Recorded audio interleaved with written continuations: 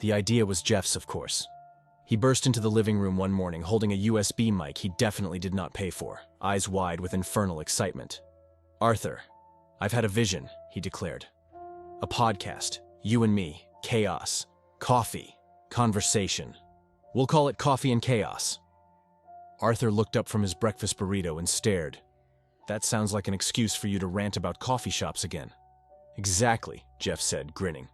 "And also the broader supernatural economy. Did you know succubi are unionizing? It's wild." Arthur should have shut it down right there, but he didn't. Maybe it was because Jeff had already set up the mic. Maybe it was because Arthur, against all rational judgment, was a little curious what a demon-hosted podcast would even sound like. Or maybe, deep down, he knew there was no stopping Jeff once he got an idea in his head.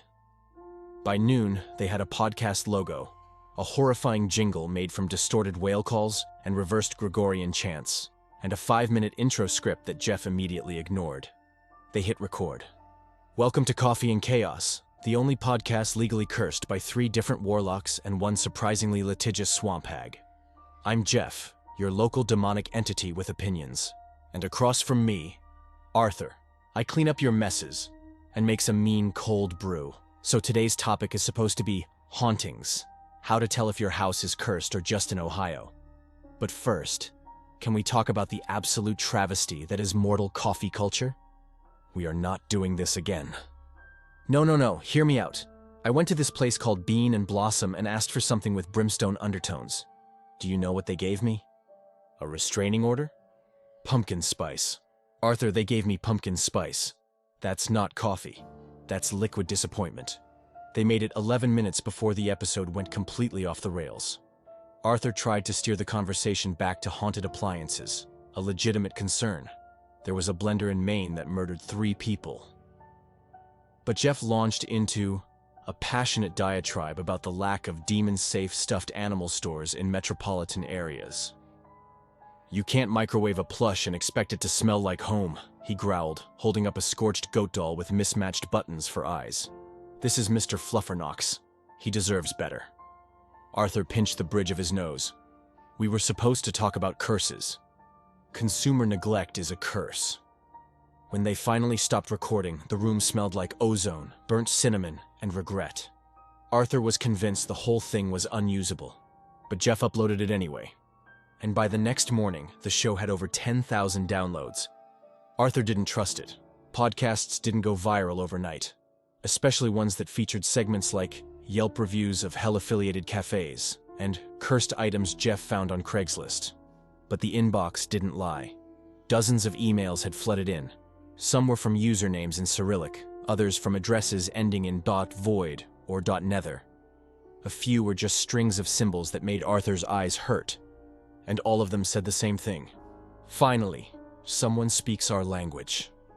Arthur looked over at Jeff, who was lounging on the couch with headphones in, nodding along to their own episode. He was smiling like someone who just lit a match in a fireworks warehouse. "This," Arthur muttered, "is going to be a problem." And somewhere, faint and crackling through the headphones, a voice not their own whispered, "Welcome to the broadcast." Arthur awoke to find a severed tentacle on the doorstep. Not on the welcome mat. On top of it, wrapped in a bow, with a note attached that read, "Big fan of the pod. Episode 4 cured my rage plague. Love, Blorbo from the depths." Jeff was already in the kitchen, humming the theme to Twin Peaks and trying to make coffee out of crushed jawbones and oat milk. Arthur held up the note. Jeff didn't even look. "That's our second tentacle this week. The other one tried to invest in us." "I'm serious," Arthur said. "We're attracting attention from things that shouldn't know what a podcast is." Jeff grinned. "Exactly. Niche audience, baby. We're cultivating a vibe." The inbox was worse. Every message started with "huge fan" and ended with eldritch symbols that made the lights flicker. Some were from people, probably. Others had usernames like @deathwasbetter or _voiddaddy _69. One email simply read, "I left you a gift in the crawl space. Do not feed it bread after midnight." Jeff printed that one and framed it. Arthur unplugged the router and whispered a prayer into a mason jar of holy water. The jar hissed. In a desperate attempt to normalize the show, Arthur suggested they do a listener questions episode. Jeff loved it. We'll call it Chaos Mail, live from the infernal inbox. He built a custom set using bones, fog machines, and a single red spotlight. It looked like a talk show hosted in Hell's DMV. They began reading the questions. Dear Jeff and Arthur, I'm a skinwalker with anxiety. Any dating tips? Hi, first-time caller, long-time reaper. What's your favorite scream pitch? If I leave a jaw under my pillow, will Jeff visit me in my dreams? What kind of stuffed animal does a demon cuddle when sad?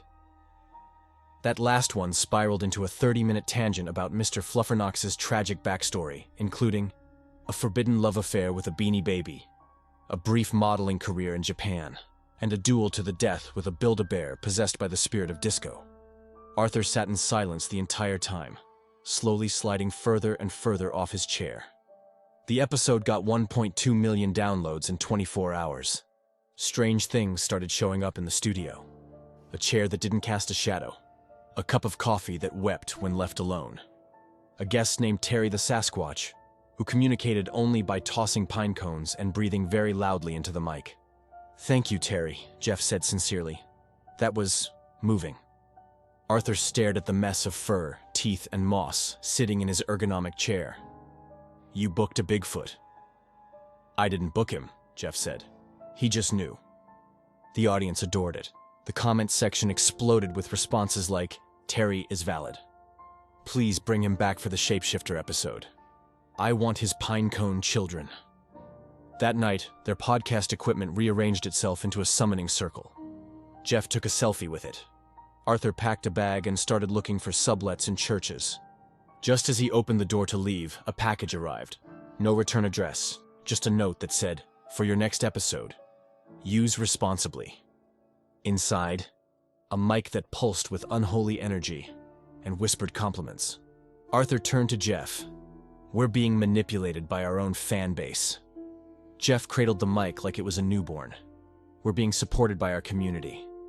The next episode hit number 2 on the interdimensional comedy charts, right behind 2 ghouls, 1 crypt. And the real kicker? Their listener map now showed downloads from a place labeled only as Beyond. They weren't even recording when the toaster spoke Latin. Arthur was in the kitchen, quietly brewing coffee that hadn't been cursed, spiked, or whispered over by ancient forest spirits, a rarity these days, when the appliance hissed, Venet tempus sacrificii. Jeff, sitting cross-legged on the floor in a robe made of podcast merch samples, didn't even blink. Oh, cool. That's the 3rd kitchen item this week. Guess the new episode resonated. Jeff, Arthur said slowly, the microwave tried to eat a raccoon yesterday. Which means it's working, Jeff said, rising triumphantly. We are now officially a cross-dimensional brand. The emails had evolved. No more fan letters written in blood or jars of ectoplasm with notes inside. Though one particularly charming listener mailed in what looked like a cursed Furby that moaned when touched. Now the inbox was full of requests. Can you bless my cursed sword? Do you offer ad space for haunted real estate? I am a goat. Love the podcast. Jeff responded to all of them, personally, with stickers. Arthur begged him to slow down. I just want to know what's going on, Arthur pleaded. Why are portals opening in our mailbox? Why did that old man scream, the prophecy is audio only, before throwing his phone into a lake? Jeff was lying on the ceiling, halfway through a levitation course he bought from a lich named Dave. Arthur, we've finally built a community. Isn't that what every podcast wants? Communities don't chant outside our window at night. Jeff raised an eyebrow. You've clearly never been to a live show in Portland. It got worse. Jeff tried monetizing the chaos with a sponsor segment for a demonic subscription box called Soul Crate. The first delivery arrived 3 days early and bit Arthur. Inside were a screaming mug, porcelain hand-painted wouldn't stop screaming, a coupon for 10% off Eternal Damnation, and what looked like the preserved thumb of someone famous, probably from the Renaissance. Arthur canceled the partnership. Jeff tried to rebrand it as premium content. Meanwhile, Jeff launched a merch line called Possess Me Daddy without consulting Arthur. It sold out in 12 hours. Half the customers didn't even exist on this plane. Episode 10 was supposed to be a special, a quiet, reflective moment. Just Jeff and Arthur. No guests. No summoning circles. No plushies slowly rotating in zero gravity behind them. Then Lucifer showed up. Unannounced. dressed like a startup founder in a black hoodie and Yeezys. "I liked your bit about the haunted panini press," he said, sliding into the seat across from Arthur with a grin like a guillotine. "Good cadence, great pacing. Could use more blood." Arthur froze. Jeff offered him coffee. Lucifer declined. "I'm more of a tea guy." They chatted for 20 minutes. Topics included podcast analytics, soul copyright laws, and whether or not Jeff should open a Patreon tier for exclusive rituals. By the end, Arthur was gripping the table so tightly, it left finger-shaped dents in the wood. "Anyway," Lucifer said, rising smoothly. "Love the show. Just one tip?"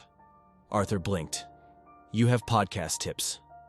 Lucifer smiled. "Watch your mic gain. Distortion offends the dead." Then he vanished in a puff of sulfur and confetti. Later that night, the microphone started whispering. Arthur had unplugged it, wrapped it in holy foil, and buried it in 3 feet of salt. Didn't matter. He still heard it. "Let me host." "Arthur's boring. I'm funnier than Jeff." He stormed into the living room. Jeff was asleep in a hammock made of audio cables, snoring softly. Arthur glared at the mic. "Fine," he whispered. "One solo episode." The mic purred. Somewhere in the distance, thunder cracked. And across the internet, across realms and realities, every subscriber got a notification. New episode, Coffee and Chaos. Guest host, the microphone. It had 5 stars before it even aired.